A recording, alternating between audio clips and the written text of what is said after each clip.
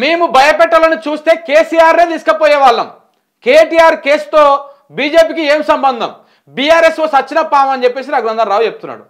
అంటే మీరు భయపెట్టాలని చూస్తే కేసీఆర్ తీసుకుపోయే వాళ్ళ అంటే తీసుకుపోవడం అంటే ఇప్పుడు ఇక్కడనే చెప్తా ఉన్నావు కదా. రఘునందన్ రావు గారి ఈ మాటల్లోనే అర్థమైపోయింది. సిబిఐ మా జేబులో సంస్థ, ఈడీ మా జేబులో సంస్థ, ఐటీ మా జేబులో సంస్థ. నువ్వెవడు అసలు తీసుకుపోవడానికి? నువ్వెవడు అంటున్నా నేను. నువ్వు భయపెట్టాలని మీ బీజేపీ భయపెట్టాలని తీస్తే నేను తీసుకుపోయే వాళ్ళం అంటున్నావు కదా. తీసుకుపోయేది నీ పైన.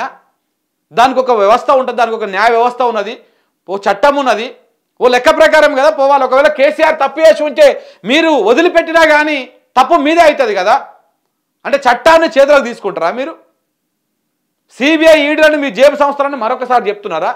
అసలు నీకు ఏం అధికారం ఉందని చెప్పేసి నువ్వు మేము భయపెట్టాలని చూస్తే కేసీఆర్ తీసుకుపోయే వాళ్ళము అంటే అంటే రఘునందన్ రావు ఏం చెప్పదలుచుకున్నాడు ఇక్కడ?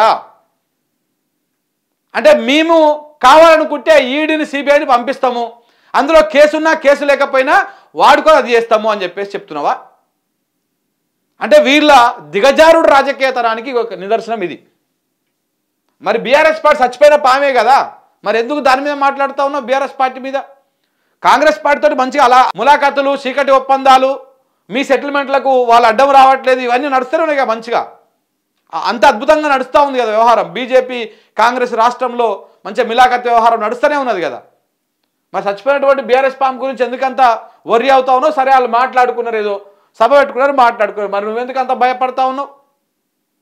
ఇలా భయపెట్టాలని చూస్తారంట కేసీఆర్నే పట్టుకొని పోయేవాళ్ళంట, వదిలిపెట్టే వాళ్ళు కాదంట. అంటే చట్టం వీళ్ళ చుట్టం అన్నమాట. ఈ సిబిఐ కానీ ఈడీ కానీ వీళ్ళకి నచ్చినట్టే వ్యవహారం చేస్తుంటాయి అనేది ఆయననే చెప్తా ఉన్నాడు. వకీల్ సాబ్ అనుకుంటాడు నేనే మేధావిని, నేనే అప్రమేధావిని, నాకంటే ఎక్కువ తెలుగు కల్లోడు ఎవడు లేడు, నేను ఎట్లయినా మాట్లాడగలుగుతా, నాకు ఆ తెలివి ఉన్నదని చెప్పేసి అనుకోగలుగుతాడు ఆయన. కానీ ఇట్లా దొరికిపోతుంటాడు అన్నమాట.